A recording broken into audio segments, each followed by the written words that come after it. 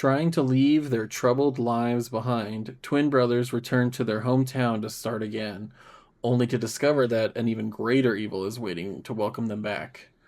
This week we watched Sinners.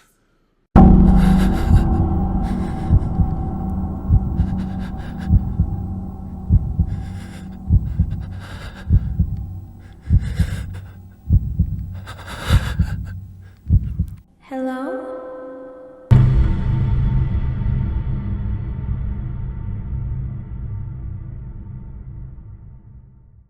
Oh my god. Oh my god. Welcome back to Horror Legend. I am one of your hosts, Chris.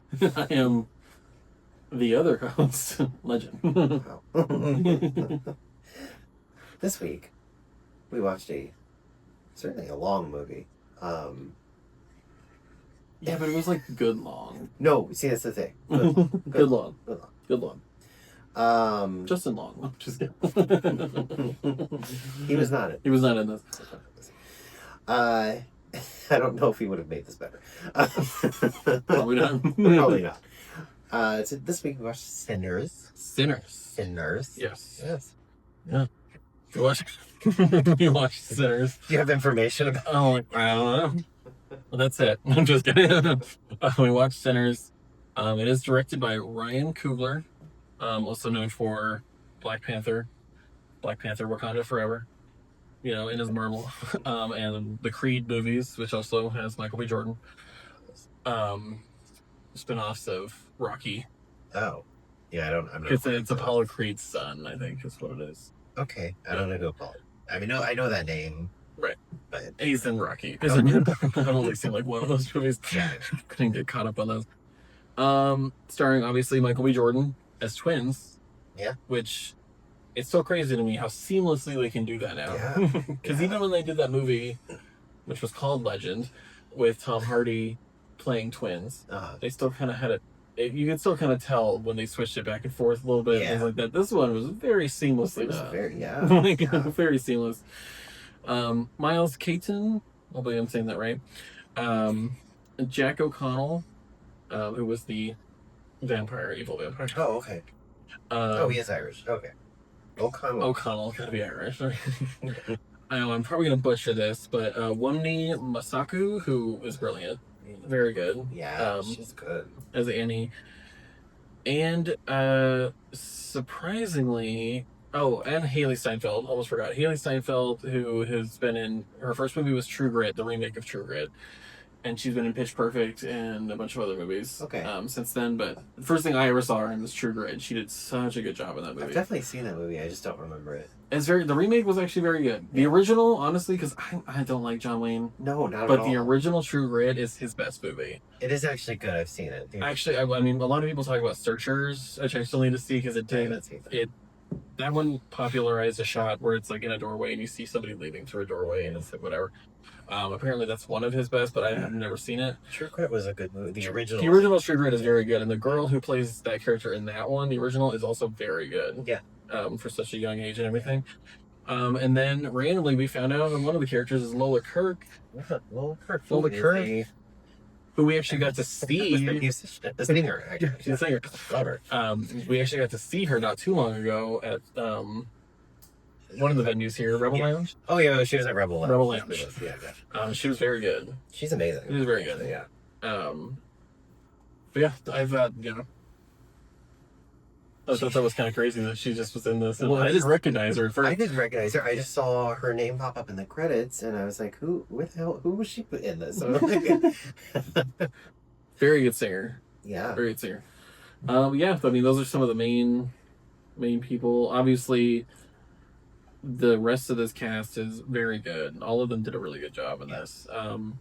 Playing their respective characters and everything, and they all just had they just worked well together as an ensemble. Yeah. Let's get into the plot. Yes. The meat. Yes. In 1932. Oh. I'm from the 1900s as well. As am I. The very late 1990s. Twin brothers Elijah Smoke Moore, Michael B. Jordan. Yeah. And Elias Stack Moore, Michael B. Jordan. That's what it's another return. I love that they call them Smoke and Stack, and I love that they're called Smoke and the Stack. Smokestack. They're the Smokestack twins. I didn't know what their actual names were, honestly. Elijah and Elias. You hear them every once in a while. I never even paid attention. But it's like fast. Like kind of glosses I have to say, like, everyone spoke in the dialect of the time, really, in this movie. It felt very deep sound. And I had a hard time understanding sometimes. Yeah. Because I was like, what? Like, I needed subtitles for this. It's one of those when people, like, back then, when you have the cadence, people just understand you. The cadence is that's the problem. It's so sing-songy. Yeah. The cadence of, like, Southern English at that time is like very much its own language. Hard for me to understand. And especially it is like the African American dialect of that as well. Yeah. And it's just I had a hard time. As a person who's obviously not that. I'm not from the South. had a hard time. I had a hard time understanding it. But they returned to their hometown of Clarksdale, Mississippi after spending time in Chicago, the Windy City. They have amassed the Windy Apple. They have amassed a considerable sum of money working for the mob there. Yeah, I think they suggested that they were working for Al Capone. Yeah. Yeah. Ma from the Golden Girls saw Al Capone. Oh. And she witnessed the Valentine's Day Massacre. Well. Yeah. Good for her. Yeah. That was another Golden Girls reference. Take a shot if you. Yeah. She also had sex with Mussolini. Damn. Yeah. She couldn't get him to stop the war. I don't know if she was. I don't know what side she was on. She remained neutral. Yeah. They have amassed a considerable sum of money working for the mob, and they make a deal with. Sorry, the grammar in this is incorrect. I'm just going to correct it. And they make a deal with a local Clarksdale landowner. I can't talk today. That's got to change. Or we're not going to get through this. Landowner. Named Hogwood. Which, God, that's the whitest. That is the whitest southern white name that I can think of. And he is, as we learn later, the Grand Wizard of the Clan. So, 100%. And that's definitely a name for that. Yeah. Kind of a person. 100%. And he tells them, too, like, if we see any of your stupid clan members coming over or that, we're going to kill them. Yeah. And he said, the clan don't exist no more. And, yeah. Yeah. Anyway. Yeah, the clan never disappeared. Actor was Dave Maldonado. It has their name next to the actor name next to the character. Maldonado is evidently a really popular name in the South. It's like an Italian name, but like there's so many people in the South. I worked with somebody with the last name Maldonado. Yeah. Anyway, to purchase an abandoned sawmill and turn it into a juke joint. The two brothers warn Hogwood that they are willing to defend their property from the clan if necessary, but the old man claims they are overreacting and that the clan doesn't exist anymore. Which is still bullshit. Yeah, if Charlie from Poker Face was there, she'd be bullshit. Bullshit. Yeah. You don't have to be a person that can tell the truth or lie to know that that's a fucking lie. With plans to open the juke joint that very evening, the twins pay a visit to they got that together really fast, come to think of it, because that was in one day. It was one day. I just realized that. It was one day of them going around. Interesting. Yeah. Okay, with plans to open the juke joint that very evening, the twins pay a visit to their uncle Jedediah. I just love that. Jedediah. And recruit his son Sammy to play his guitar at the joint. Jedediah does not approve because Jedediah is the pastor, right? He's the pastor. Yes, he's a pastor, so he does not approve of the devil's music. But Sammy goes along, promising to return for the Sunday service the next morning. It's of the devil. And he does get there He does. For Sunday There's service like the next morning. there's little moments Covered in blood, but he gets yeah, there. there's little moments of like he does get there in the morning for Sunday service. Yeah. And then when they're in the car, he asks if he can drive, and he's like, "Tell you what, I'll let you drive it on the way back." And he ends up driving the car back. Yeah. Well, you know, this movie does start with him pulling up to the church covered in blood. In the car. It didn't go through this in the synopsis for some reason, but as they always miss something huge, this starts with the morning after, where he's pulling up in the car, covered in blood, with his broken guitar, and goes back into the church. And, you know, the pastor says, gets everyone out and talks to him. And then it goes into, in 1932, the Brothers election. So it's like one day earlier. Yeah, okay, one day earlier. The trio, wait. With plans to open the juke joint. Oh my god. Bear with us, it's been a week. Yeah, please bear with me. We're only recording one today. Normally we record two. Yeah, normally we try to get two done, but today is a one. It's one. One happening. Right. It's been a crazy few days. It really has. Mentally. Yeah. Physically. Yeah. Mostly mentally. Spiritually.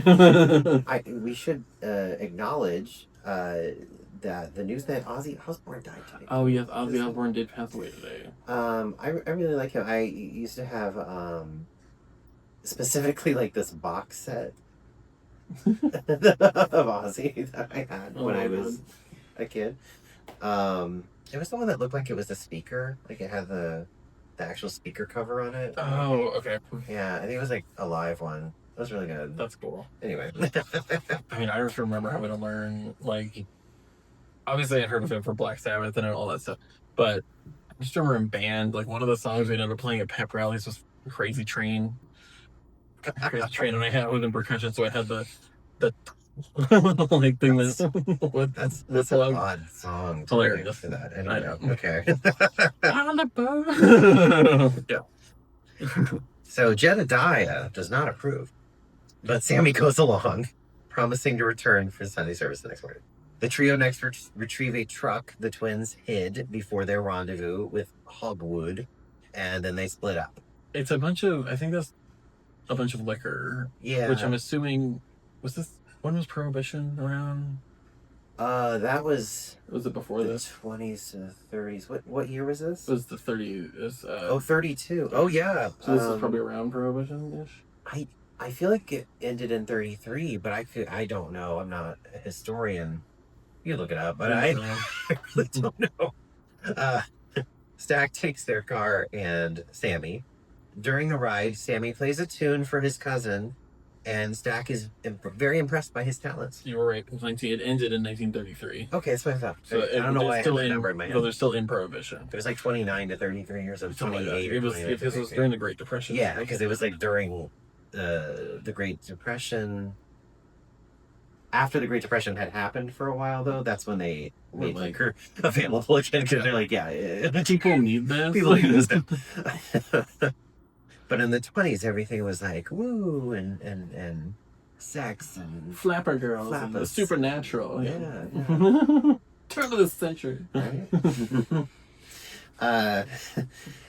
Their travels take them to the local train station, where they recruit local musician Delta Slim. Doesn't that just sound like a pack of cigarettes? Delta Slims. Give me my Delta Slims. I'll take the Delta Slims.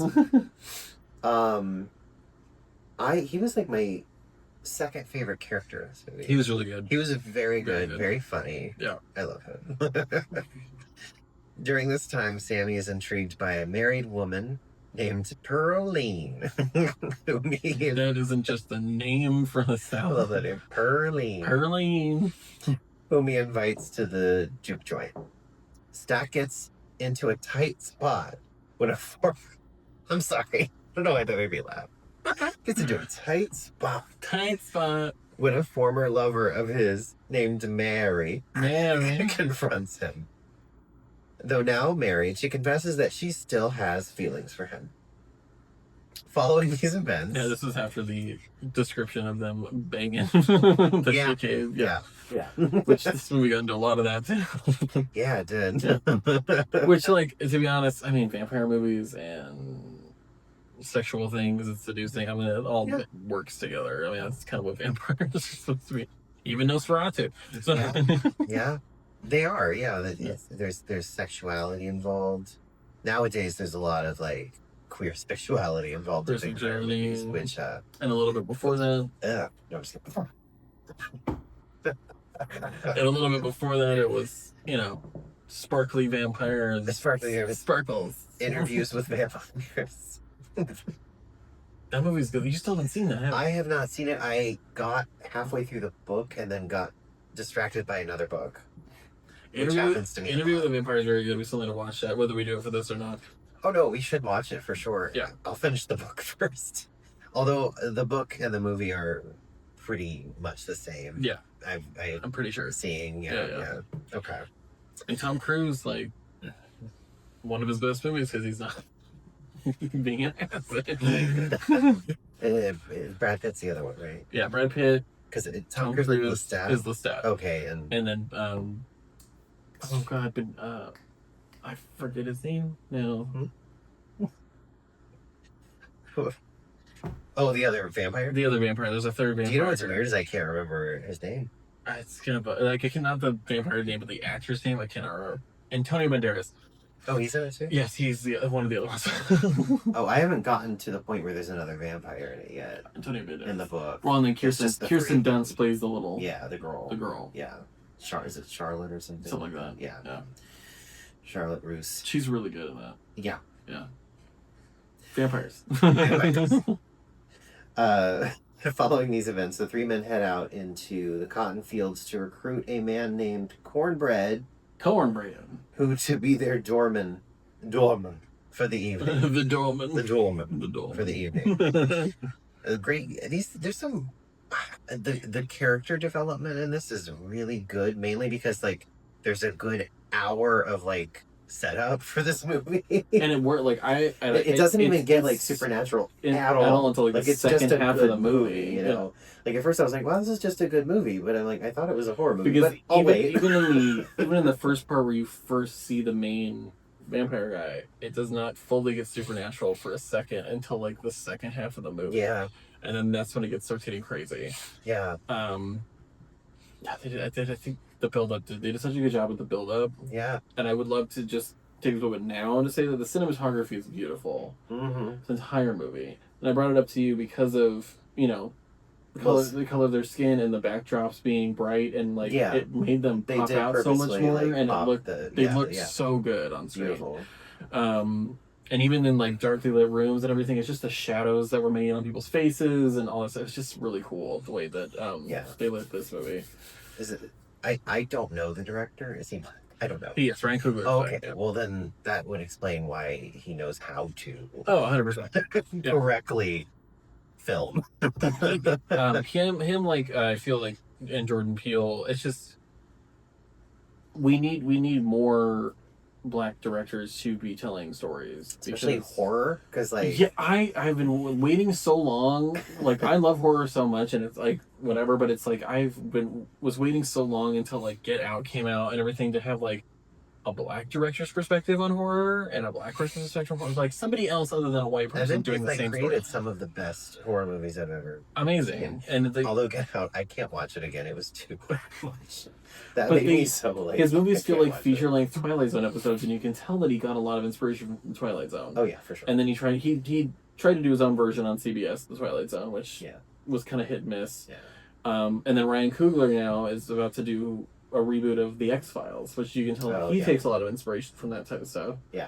Even we're going to get to the trivia, but even in this, it was the inspiration obviously was from Dusk Till Dawn. Yeah. And The Faculty, which are both directed by Robert Rodriguez. So you have these like inspirations going through, and it's just it's nice to get a different perspective in the horror genre than the same directors that like do the same type of story. Yeah. Because I remember like growing up, like because it's changed a lot now.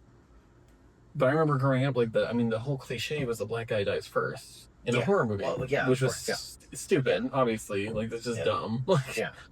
And you can only imagine how the actors feel. I mean, like, I'm the black guy in a horror movie, so obviously I'm going to get killed off, and it's just like, that's ridiculous. Like, so, like, when people like Jordan Peele came along and started doing this stuff, it's like, okay, now we're actually seeing these people as main characters in these and getting perspectives and different storylines. And I mean, Get Out was obviously about race and things like that and how to make people feel and all that stuff. And it's cool to show that lens through horror. Yeah.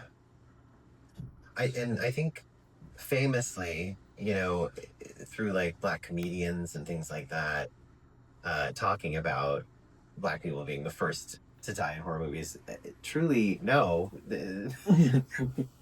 There's always the joke that are like, which, you know, Jordan Peele made a whole movie about. Yeah. It was like, nope. Just like, nope. Yeah, it's like. So famously, no, they would not be the first to die. Well, I love it because when that got spun on its head, then people started making the jokes more of like I remember it's like some girl walking into a room all excited and walking in, and the meme of it was like like a white person hearing this house built in 1793 and an entire family was murdered in it, and they're like, but it's like that's literally more accurate. Yeah, because white people for some reason have the audacity to like just like check that shit. Yeah, just like a weird. I heard a noise. Let me go towards morbid curiosity. Weird curiosity thing, and I'm glad those jokes started getting made more because that's also a cliche in horror. Is that the white people are. But it's like that trope needed to go away. Yeah. Forever. Yeah. And it just needed to be not a thing anymore. But yeah, I love getting different perspectives on the genre because it's always had a weird reputation with that. Yeah. Yeah, well, I think we need to I think horror needs to be really broadened out. And it is. I mean, it is, you know. It's getting there. There's even some queer horror, but it ends up being like extraordinarily campy. That's what we do. Yeah. Which, like, I mean, campy is fine. Yeah. But we've gotten like more broad. I mean, like, you have like the popular ones for each like kind of decade where, like, you know, 70s, 80s slasher movies, serial killers type of situation, and then, you know, the paranormal movies came in like a little more too, and then I mean, there was a whole time period where it was home invasion movies. That's true. Yeah. And they still do those, like The Strangers and You're Next and a couple of others. So it's like a total home invasion movie situation. Like there's so many of those movies. And then now it's like you get like paranormal but like intelligent horror, like Hereditary, and things that are supposed to mean other things. Horror. Yeah, depressing horror.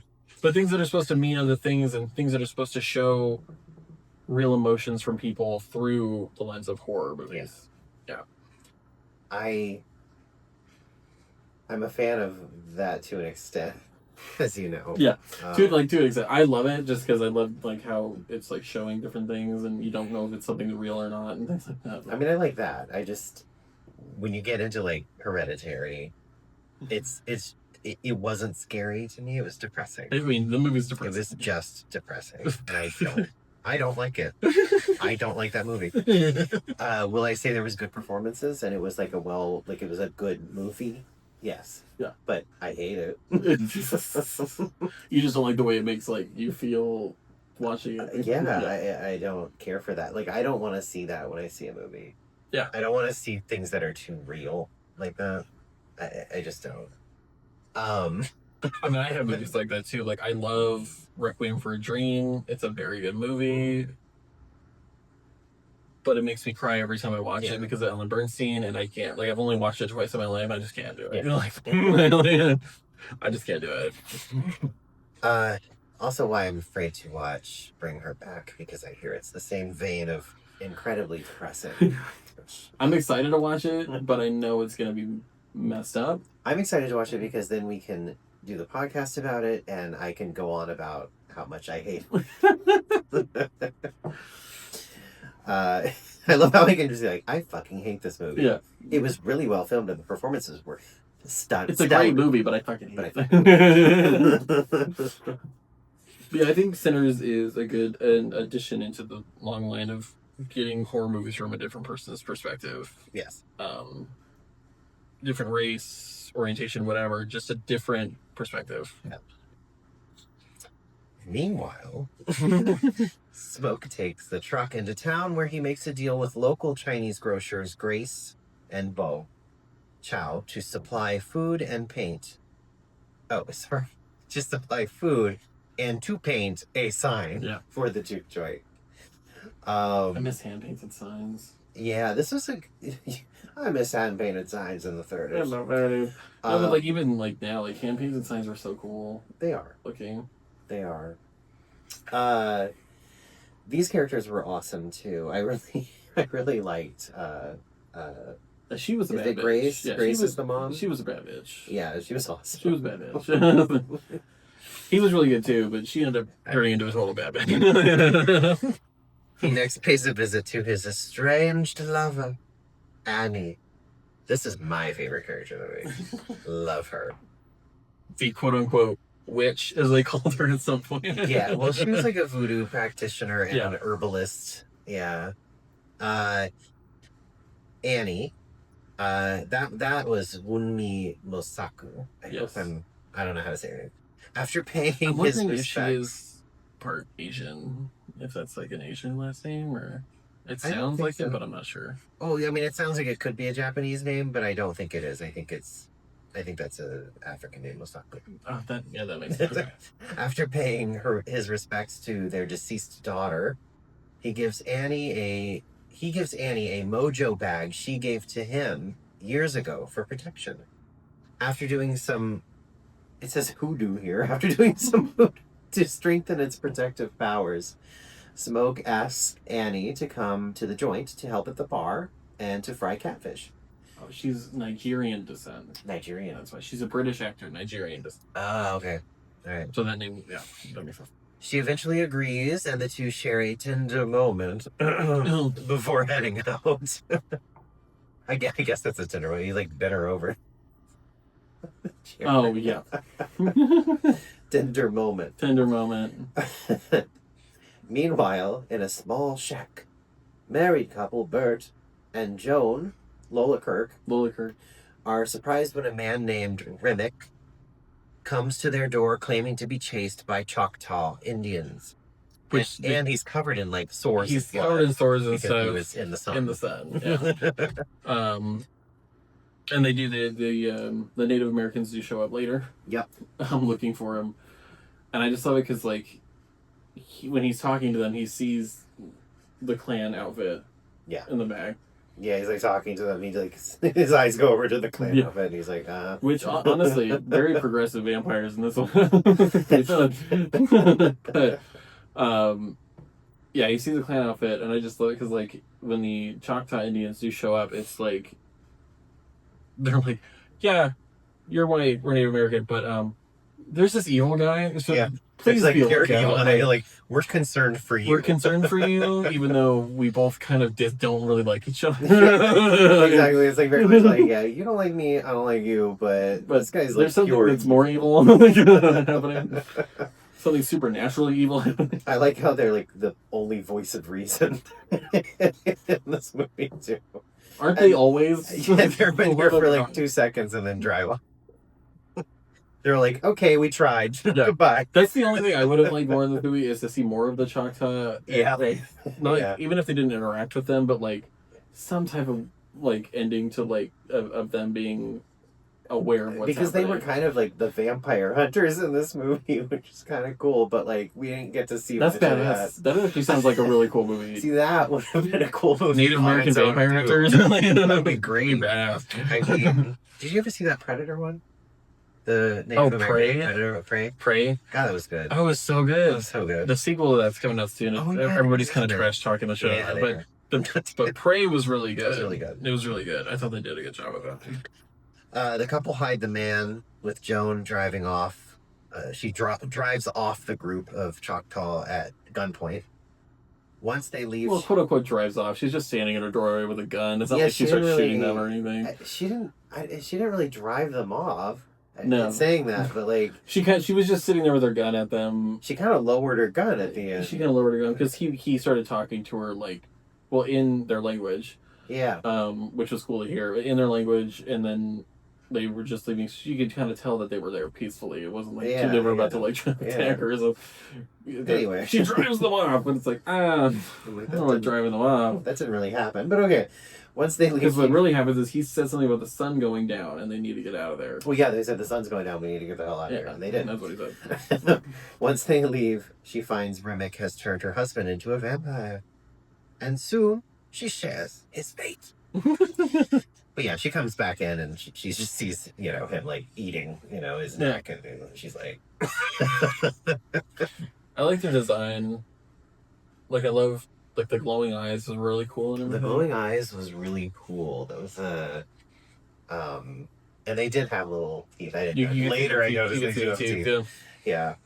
They didn't feel the need to make it over the top. No. It just was like teeth, the way they're acting, and the eyes. That was like really the only thing about them. Yeah. It wasn't like, you know, bleh, you know, make it look like a crazy vampire. I don't drink. Why?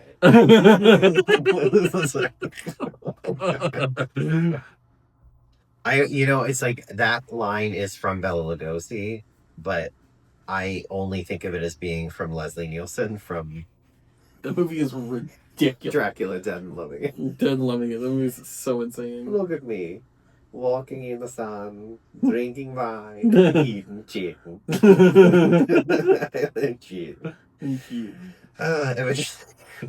Eventually the sun sets and the juke joint is officially open for business. However, things get testy when the brothers argue. Word choice. When the brothers argue over some people paying with plantation tokens, which can only be used at stores the local cotton plantation owns. I didn't know that. Okay. Yeah, that was he had coins, I mean, and then he had 2 plantation yeah. coins, and he tells them like he worked hard for those because like obviously that's all they're fucking paying him. Yes, Smoke soon estimates that will eat into their profits. So yeah, they go back. He goes back and he's like, "Hey guys, we can't do this because we're not going to make a profit." But then, yeah, he was. The other brother's like, he had to work for this. Like, this is like still like these people are supposed to enjoy themselves. Yeah, he's like, if you extort these people now, they're not going to come back. They're not going to come back with actual money. Yeah. Wait. They did come back, but in a whole different type of situation. The next line, I don't know. I want to see who wrote this summary. Things also get testy when Mary shows up. Stack orders her to leave, but she refuses, claiming she wishes to be with her family and friends. So we don't really get too much of we get like a decent background of her, but then we start understanding more about her later. Yeah, the background of her basically was that I can't remember fully the first part of it, but her mom took in the twins. Yeah, and treated them as her own kids. Mm-hmm. And then because of that, they all kind of knew each other and everything. So she, as Annie says later, she's family because she helped like raise them and was in their lives forever. And there's obviously some kind of weird tension there too, because when her and Stack had yeah, but when he first sees her at the train station, she was like, "What was my mom just like a meal ticket for you?" And this and that. Well, yeah, she was. She's mad because they decided to leave and didn't say anything. Yeah. They just kind of left and like left her there and everything. And then her mom died and they didn't say anything. They didn't send anything. Didn't say anything. And so he's just trying to be an ass and like get her to go leave. So he's saying, "Yeah, she was just a meal ticket." He doesn't really mean it, but he's like trying to get her to fucking leave. And she's like, "You're going to hell." And yep. Things are getting testy. They're just getting testy. They're just getting testy all over. Sammy also receives a surprise when he sees Perline. I can't say that like without Perline. Perline. Yeah, you can't just say Perline. Perline. Perline. So on the phone. This call is for Perline. Perline. Perline. See, I even put an iPhone on that. I didn't need it.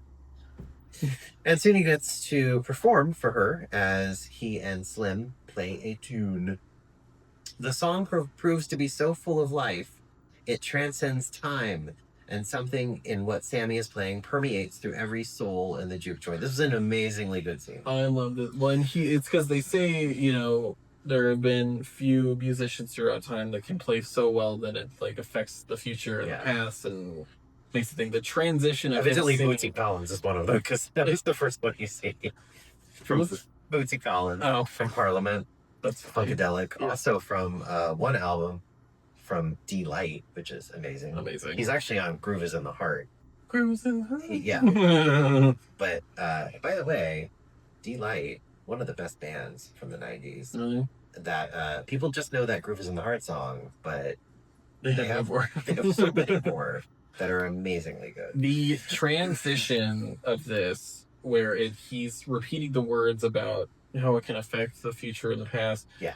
And then you see like African dancers, you see the guy from Delight and everything. the guy from Funkadelic. Or so Funkadelic. Delight Parliament. Goes through, and then there's a DJ on stage, but the music all still flows together with what he's singing. The music's like slowly flowing together. And there's like rap. They see the like, Asian couple, and then like you have the traditional Asian dancers go through. Dancers. China before communism. Shenyang. You see the traditional Asian dancers, and then it goes back to the African dancers, and it just like all just kind of culminates.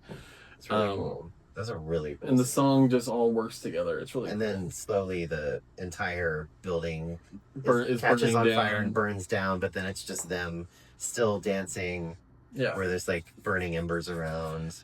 But I think that's what kind of the vampires were seeing because it was drawing them to it. Yeah. Because they could see this time being transcended sort of thing. Yeah. Which I guess they would be attracted to. I guess that makes sense. It was such a cool sequence. The way that he filmed it was so cool. It was really good. Very good transitions. Really. Following the performance, Remick, Bert, and Joan. These are such like RBJ. RBJ. Sorry. These are such like hillbilly names. Remick, Bert, and Joan show up at the front door of the joint. Remick's probably the better one out of the three of them. Yeah, Remick. Asking to come in and join the party. Basically, they're trying to get invited in.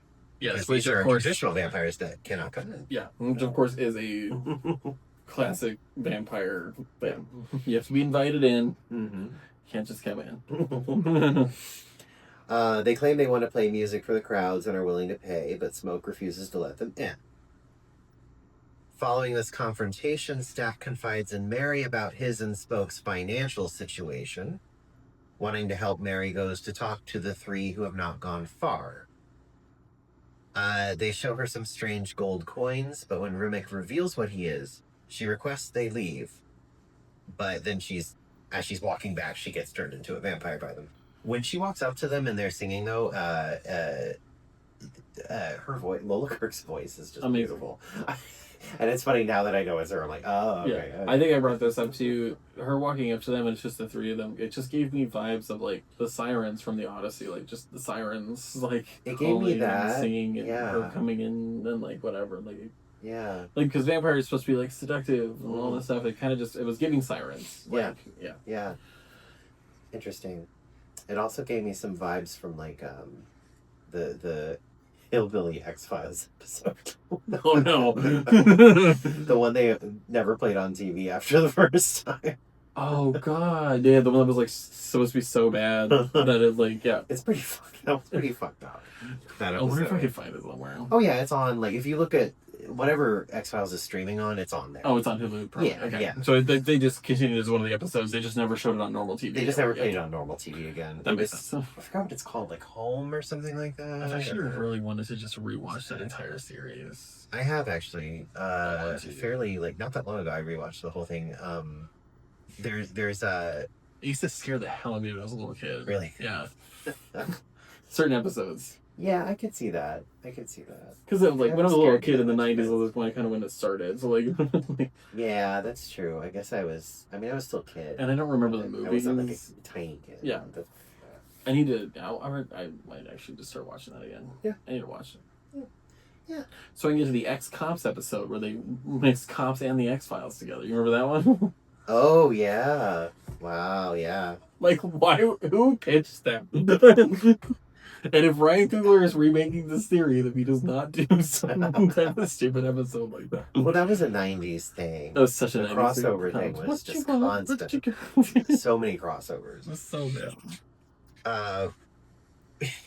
Even the Golden Girls had crossovers. They did. Because they had that spinoff of their next door neighbors, Empty Nest. Oh my god. Which is actually, it was a good. I actually used to watch that show. It was actually pretty good. It doesn't hold up like the Golden Girls does, obviously. Of course. Nothing does really. I don't. No, I the think of any Golden sitcom Palace. that does. There's very few sitcoms that hold up.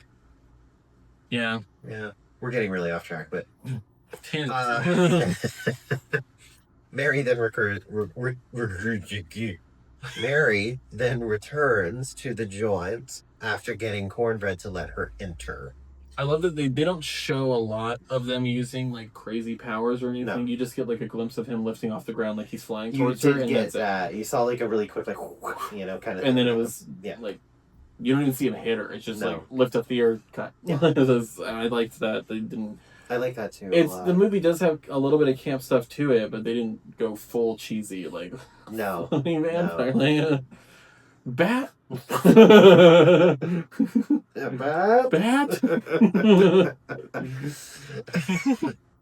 Oh God, I missed that shit. Show already. amazing. I've never seen the movie. We need to watch it. That's right. You've never seen What We Do in the Shadows movie. Oh Never my did. god, the movie's so good. And I love, Taika Waititi. He's actually supposed to be doing Judge Dredd. Is going to be his next one. He's remaking Judge Never Dredd. seen that. I've I'm never seen aware of it. Is that Stallone? Yes. Yeah. Okay. Not because they did a remake of it Yeah. in like the 2000 something. I can't remember. But then, yeah, Stallone is the original Judge Yeah, Dredd. yeah. Okay. Mary comes back.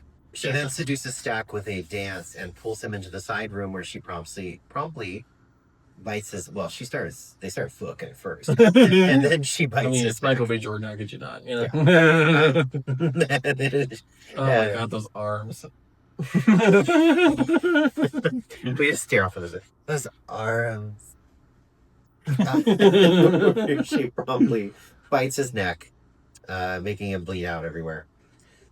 Smoke The soon. blood. He comes across the grisly scene and without thinking twice opens fire on Mary, which I think is great. I love how he does not even think twice. He just starts shooting her. And he's just like, oh, you did this, fuck you. Like, Yeah. but of course she immediately gets up and is like, Yeah. Then she gets up. Moments later, she rises up off the ground and laughingly rushes out of the building. Smoke tries to save his brother.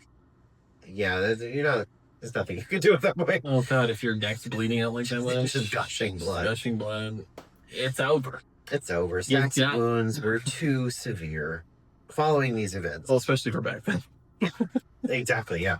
I mean, it was the 30s, but you're in the South, like in the rural South somewhere. Like nobody's gonna get to you at that point. Yeah. Like, what are they gonna do? Put leeches on them? Bloodletting. It was a little more advanced by then, I know, but Yeah. barely. Following these events, they stack Stack's body. They lock Stack's body. Oh my god! They lock Stack's body in the storage room and stop the festivities. Telling the guests to leave. Bo Chow also heads out to start up his car. Grab the car. Yeah, he's like, let's get the hell out of here. During this time, Slim had taken over door duties from Cornbread, who went out to take a leak. Cornbread soon reappears and asks to be let in. The others find this to be strange behavior and refuse. I just love the like you can't push past this. Why do you need to be I feel invited? like, why do you need to ask? Like she was really like, because she knew. And it's like, because it's not polite. What do we do? It's just like bullshit. She thought that they were all walking dead, basically.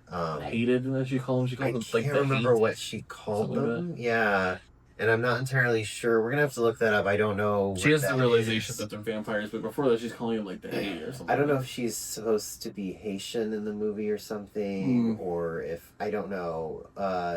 But she just gets this she thinks they're basically zombies, so or reanimated people or something, or I don't know. I don't know what it is exactly. Demons. I don't know the exact. I mean, to be fair, the movie was also giving Night of the Living Dead vibes. It was. Yeah. Yeah, I don't know what the exact mythology is. But nonetheless, she thought they were something else, and then she starts getting suspicious because of like them asking to come in. Yeah. And she's like, these are vampires. Okay. The vampires. These are das Vampire.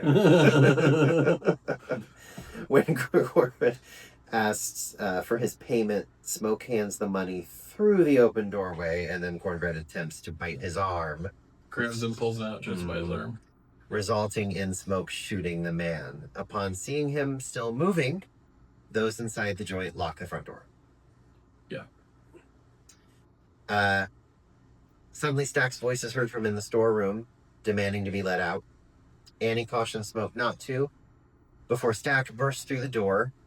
There was the moment before, though, where he's like close to the door and then the knife goes through the door, and which scared me. They keep looking through the hole to like see him. And, I was just so expecting much. somebody to just get stabbed in the eye with a knife to them. I mean, he purposefully did that. Oh yeah, you know, to mess with you. Looking through the knife, especially the second door, time Sam does it before he bursts through the door. He's like, it's like slow and like it's slow, and you're waiting just for waiting for. But then the door just gets burst. Yeah, is that So.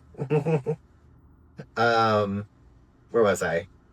Doorburst. She then throws some water with garlic on him. Or it's pickled garlic. Pickled garlic. She throws pickled garlic. It's not water and garlic. Scald. God. Scalding Stack and sending him rushing out the front door. And then that is when she's like, yes, they're vampires. They are vampire. They are das Vampire, the undead. It is soon revealed that Remick has turned all those who left the joint some time ago, along with Bo. Yeah. Turned. Okay, like turned into vampires. I'm like, turn them around. Turn them back inside. Turn the beat around. Remick claims that he is mainly there to claim Sammy because of his musical skills. Help to connect him to something that he's been searching for. Yeah. He also tries to entice the others, claiming that becoming vampires will give them a connection and a belonging that the living world denies them. Because they can all hear each other's, like they know each other's lives and thoughts and stuff as well. Whoever it's turned you doing stuff. So it's like they're trying to build a utopian community or something. Which I don't know if that's normal for vampires to just be able that's to have not all their a memories normal, and stuff. I don't think that's a normal vampire. That was like something for this movie. I mean, it might have been used in something else. I don't know. I mean, it's a cool concept though. Do you know what? Oh my God, do you know what? It reminds me of one of Octavia Butler's books. Do you know Octavia Butler? She is a Black science fiction writer who writes things from that perspective. They are some of the best science fiction books I've ever read. This is like Parable of the Sower, and it's a series of a few books, like 3 books. I read the one that has it all in one book. It's like 3 or 4 books. But it's these immortal... these immortals from Africa who like come over to America. They go over the whole world, but like they end up coming to America, and like it goes through time basically from Africa forever ago, and I don't even know how long ago, to like present day. It's so, and then into the future, because these people have their own like families that end up creating these big communities of these like immortal people, and then it's really cool. But like some of them know each other's thoughts and things, like they can read minds, and it's very like it's a cool story.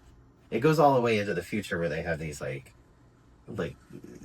futuristic wars and everything. It's really weird. But good series of books. Read it. What was her name again? Octavia E. Butler.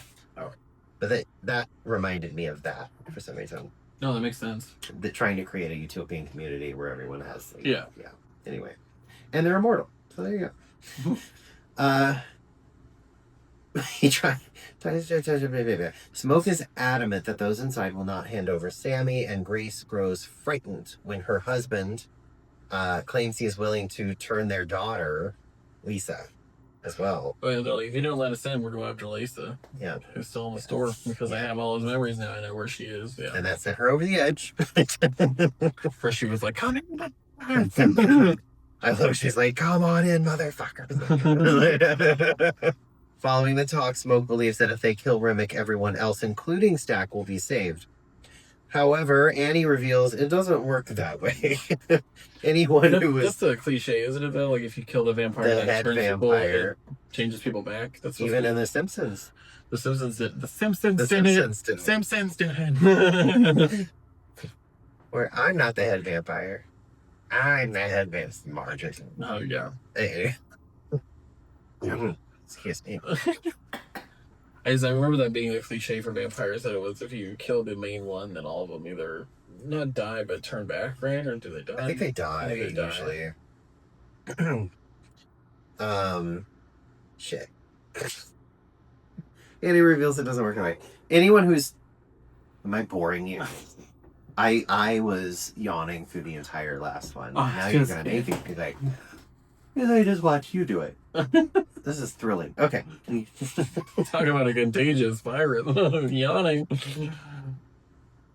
Yeah. It was bad.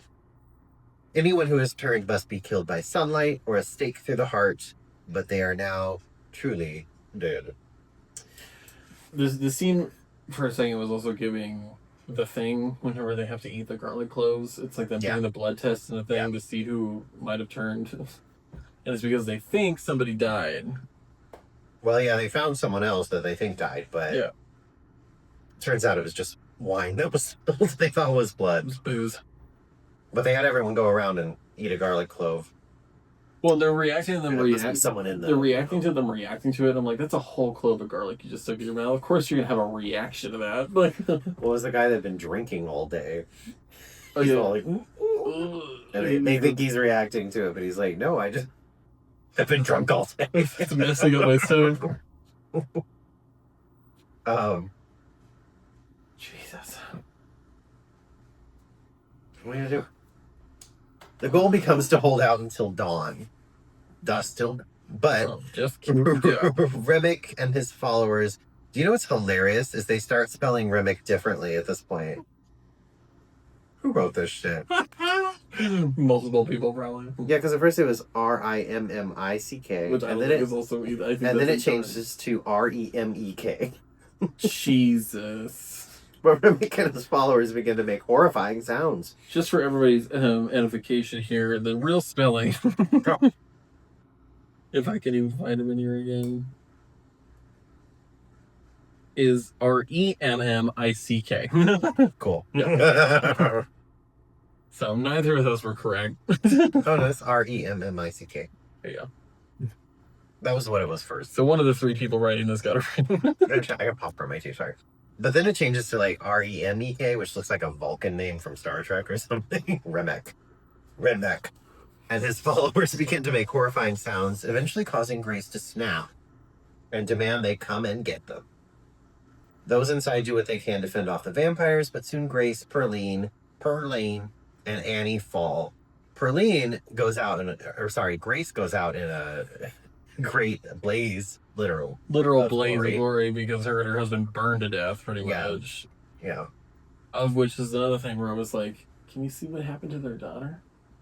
Yeah, we don't know. We don't know what happened to their daughter. I don't know. Probably nothing, because the vampires seem pretty chill if you... Yeah, but then it's like, who helped take care of the store? She's just alone taking care of the stores. The two stores they had. Yeah, she was just kind of like... Yeah, because she has no idea what happened, so she's just like, Parents never came home. all right.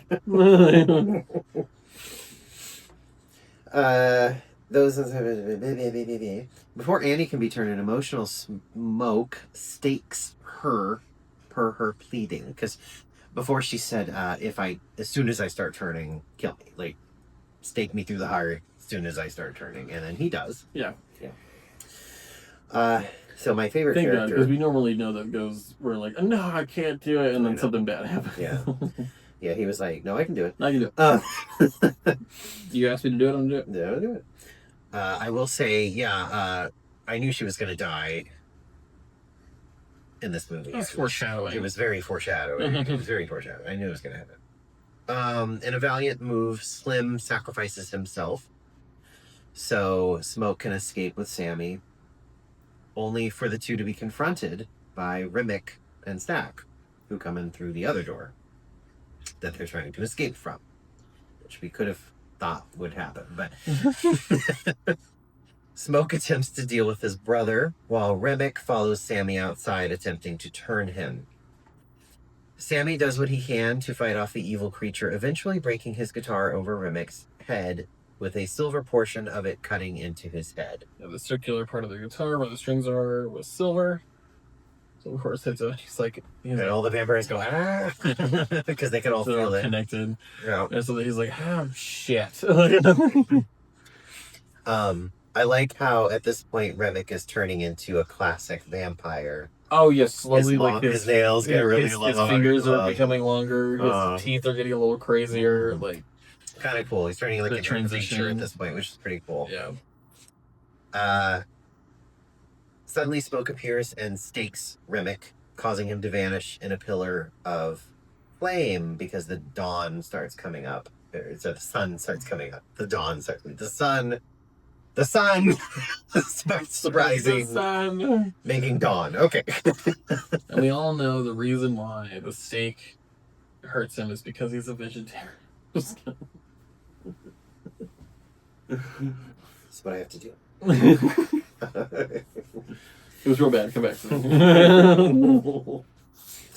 The two relations have managed to survive until dawn, and watch as the rest of the vampires burst into flames around them.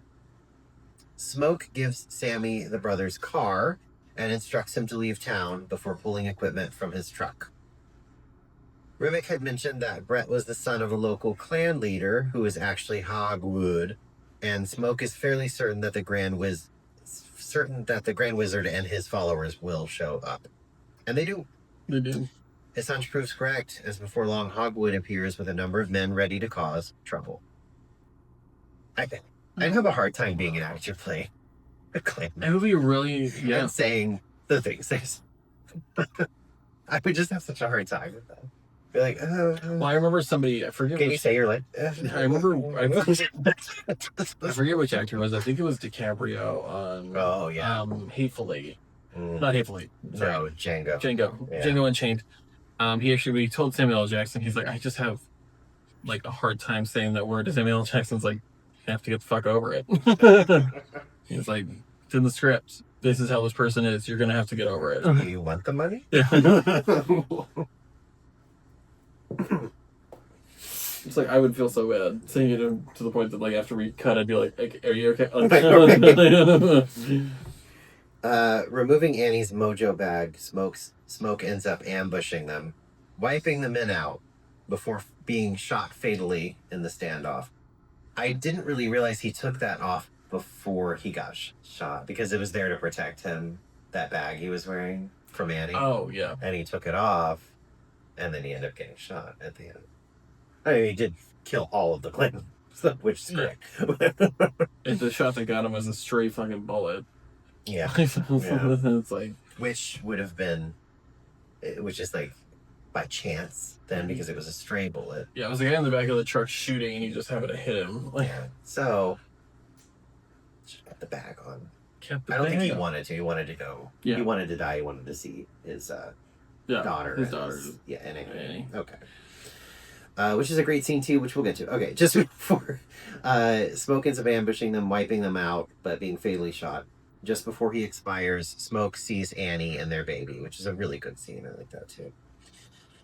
During this time, Sammy returns to his family's church, whereupon seeing his bloodied and damaged state. So this goes back to the beginning of the movie, what we saw at the beginning. Yeah.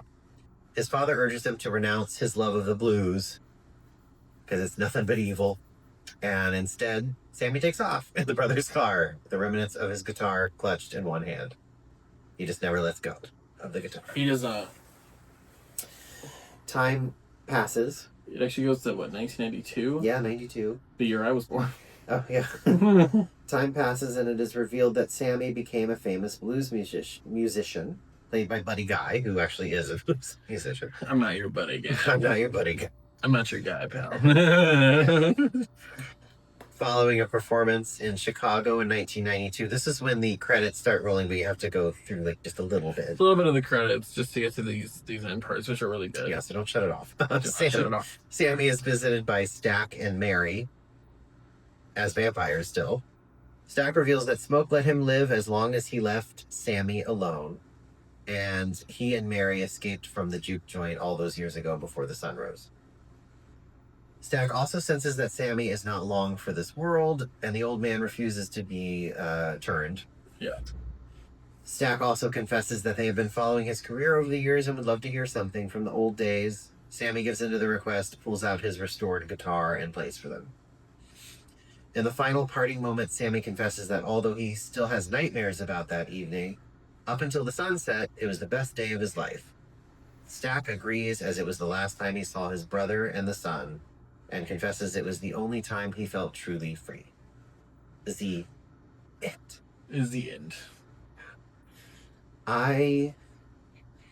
This was good.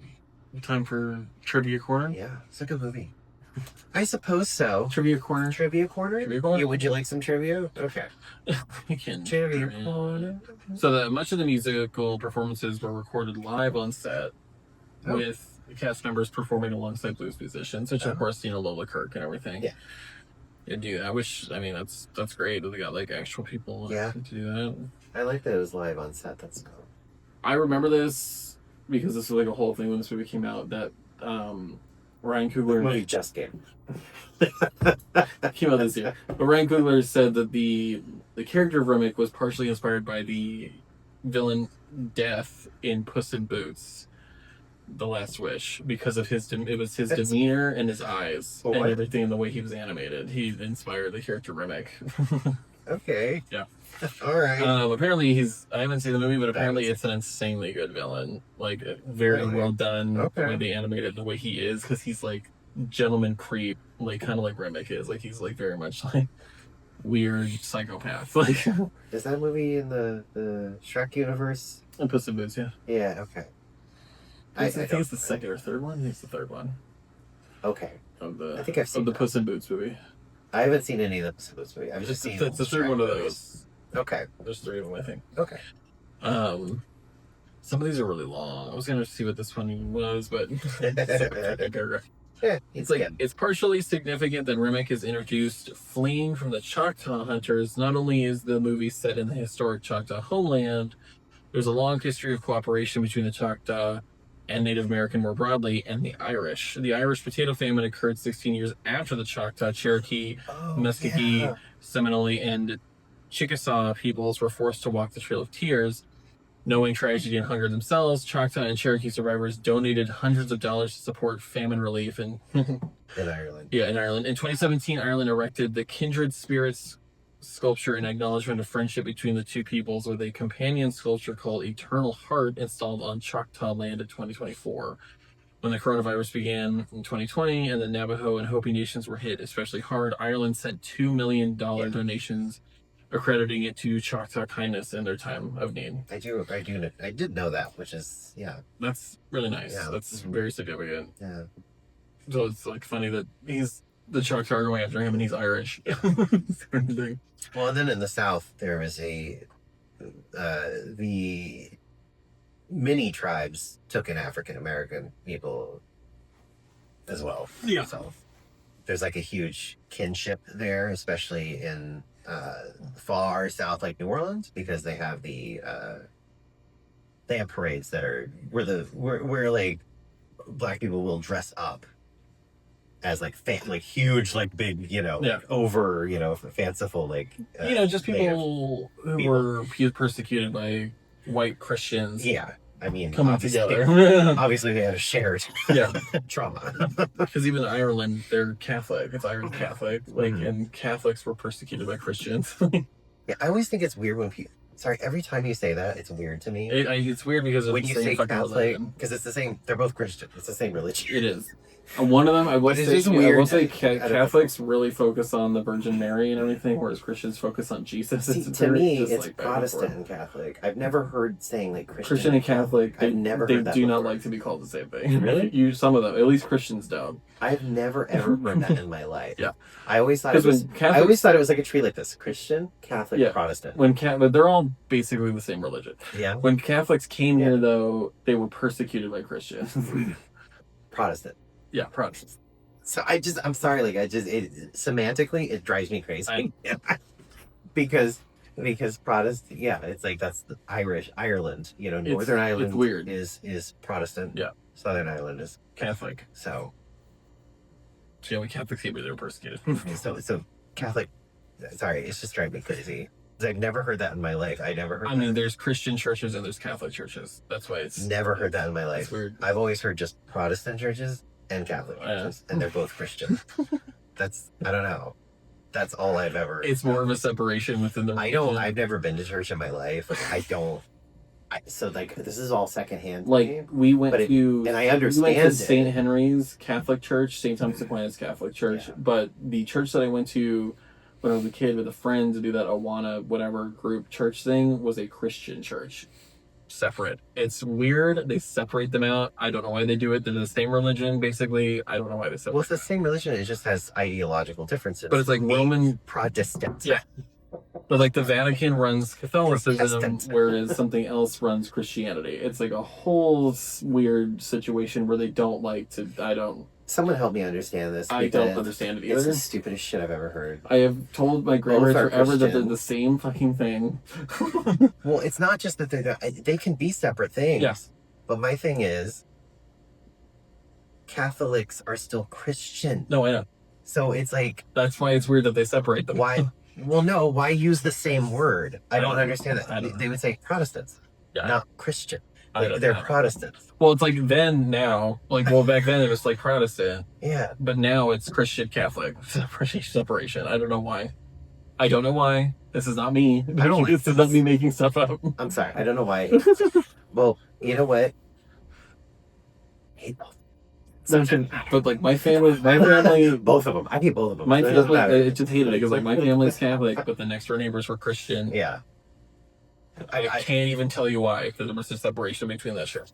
I'm secondhand. I think it's where they come from, but I guess Protestants were Christian. Protestants are Christian. They were Catholic. Yeah. They broke off.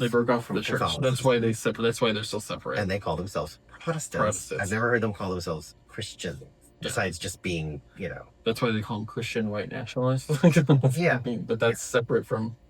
But Catholic people can be horrible. They can be horrible too. That's why it's Christian. I'm sure Catholics. I'm sure if you're in the Klan, they don't care. Oh, so, it's a whole fucking thing. I'm not a religious person. My family's Catholic. I don't fucking know. Yeah. My grandma and stuff. I think there's a separation between these two, even though they're basically the same religion. They are the same religion, Catholic and Christian. Same thing. It's the same thing. I will let this lie for now. Can't get mad at me because I did not make this. I did not make this up. Me saying I hate Christianity in general, I hate religion in general. I just don't like organized religion. I don't like any of it. You want to believe in God, that's fine. I just do not like organized religion. Yeah, and if it brings you some kind of comfort, I don't know how it does when you think of the history of your religion, but okay. Yeah, I don't either. But then again, even pagans killed each other, so I have no room to really... most of those people...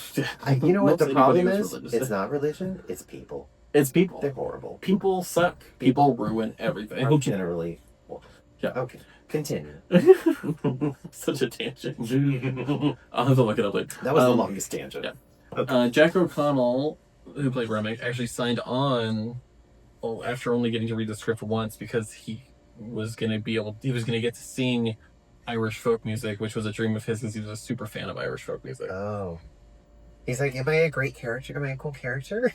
Am I a really good character? Am I a really good character? Evil. Evil. Pure evil. Okay.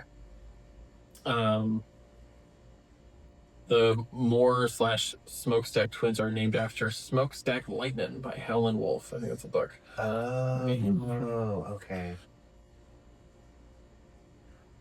Yao suggested that his character Bo Chow, as someone with Chinese roots, would wear a gold Taoist amulet for good luck. Bo wears the necklace in the film, though it can be... Taoist. Is that how you say it? Taoist. Oh, okay. Sorry. Taoist. Bo wears the necklace in the film, though it can be seen only partially. Oh. They had a whole... you know what? I did see that. Okay. They had a whole other thing, not just the Choctaw Native Americans, but there's... there's something about like the Chinese people back then and running general stores and things like that. And Well, yeah. I mean, they were brought over to work on the railroad, yeah, right. but they ended up running most of the shops, restaurants, everything, like all of the retail. Yeah. Director Ryan Coogler says that he had the American heavy metal band Metallica on his mind when he was laying out the story's rhythms and beats. I wanted the movie to have the simplicity and simultaneously the profound nature of a Delta blues song, but I wanted to have the contrast, variation, and the inevitability of a great Metallica song. Like, One, he says, One is the signature song from the band's 1988 album, and Justice for All. It starts off with almost like an easy listening solo, you know what I'm saying? And then it just goes batshit insane. So, like, he was kind of going off of that. I'm not familiar with Metallica except for like a couple songs that Yeah. everyone knows. A couple of songs that I was never have always been used in movies. I was never a metal fan. I was very much a goth fan. I was never a metal fan. like I went more punk goth than Yeah. metal. I like a little bit of Metallica and Nine Inch Nails. Those are the only two. And Nine Inch Nails now, They're not because really a lot metal, of their songs were used in movies. They're not metal. They're industrial. They're industrial. Yeah, very. Yeah, it's very like the different variations of rock and stuff. But like, yeah, that's kind of cool. I mean, those are like some basic stuff, but well, I thought there would be more trivia. a lot of them are just like long. We're sorry. My thing, okay, I bring this up just because Christopher Nolan does the same thing. If you use it in the editing, that's fine. I feel like I'm the only one that gets really bugged out by aspect ratio changes. Full screen, widescreen, full screen, widescreen.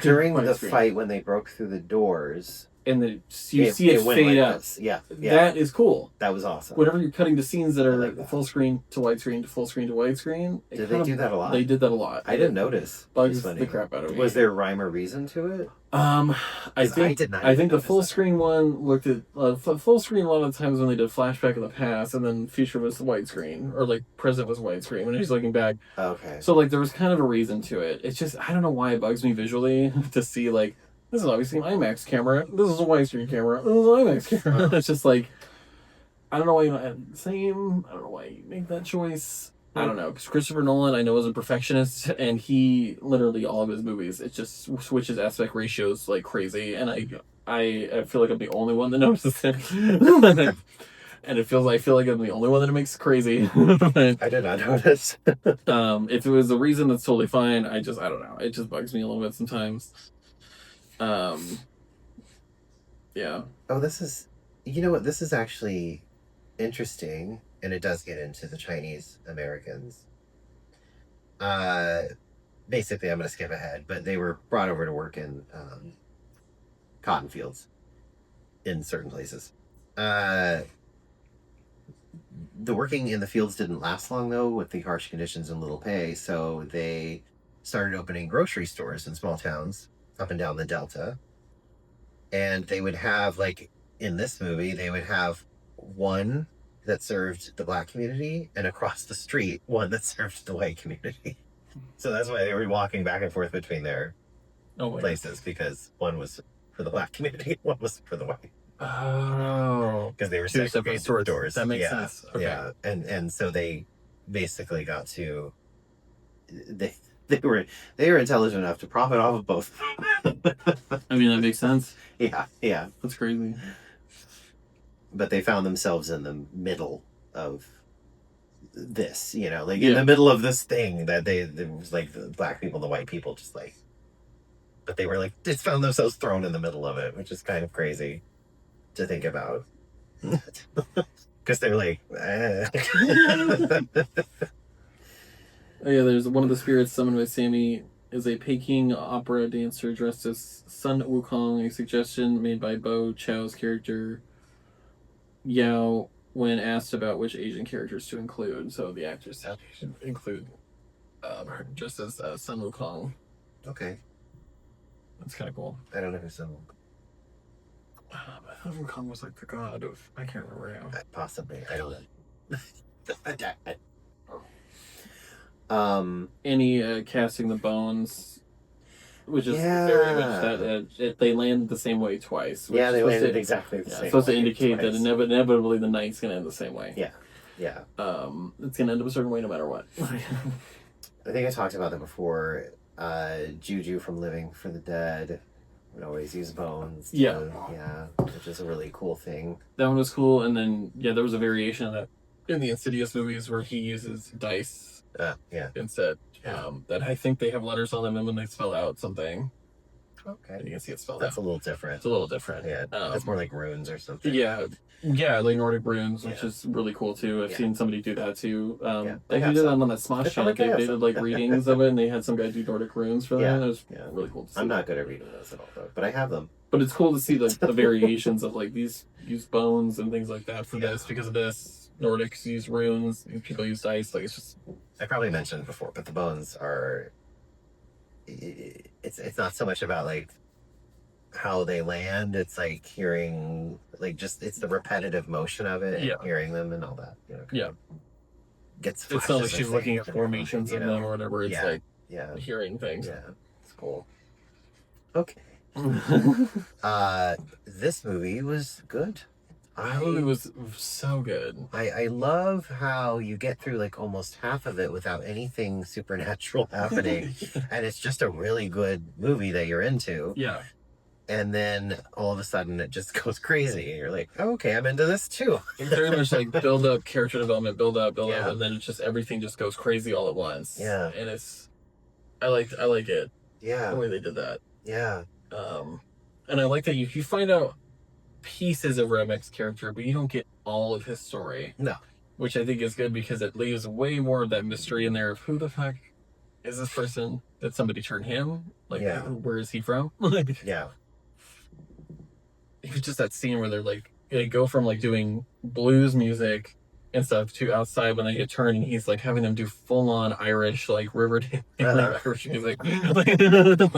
Which is like such a cool contrast. I feel like there was some culture. kind of what is the word I'm looking for? I feel like it was some kind of like it was some kind of metaphor. Oh, I'm sure, but I just don't. I don't fully understand the metaphor, but I do like the contrast of like the different culture things happening. Yeah. You know, interesting.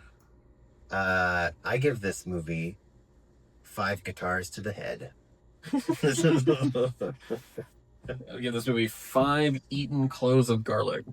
Oh yeah, Out of 5. Yeah, 5 cloves of garlic might kill you, but it's anti-inflammatory. It's good for a cold. I eat raw garlic for colds. Cleans out the bloodstream. It is like a Chinese remedy. Just eat like raw garlic. It works. It's crazy. Oh, you can eat it with honey. That actually helps. Ooh. Yeah. Okay. It helps dull the biting, burning of the garlic. But yeah. I absolutely give it 5 because 5 out of 5. This was a very good movie. It was fantastic. Well made. Just everything about it. I look forward to his next movie, which I think might be another Black Panther one, but I'm not sure. Oh, okay. But I definitely look forward to seeing what he does with the X-Files. Especially because I'm looking forward to. I heard Gillian Anderson and David Duchovny rumored might be making appearances in it. That'd be cool. Which would be awesome.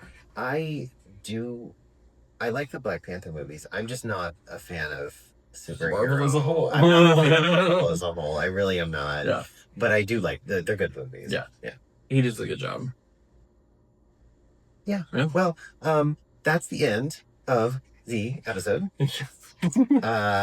I think my new drag name is Perline, though. Perline. I really love that. Perline. Perline. We challenge anybody to say it without putting on an accent. I know, you just can't.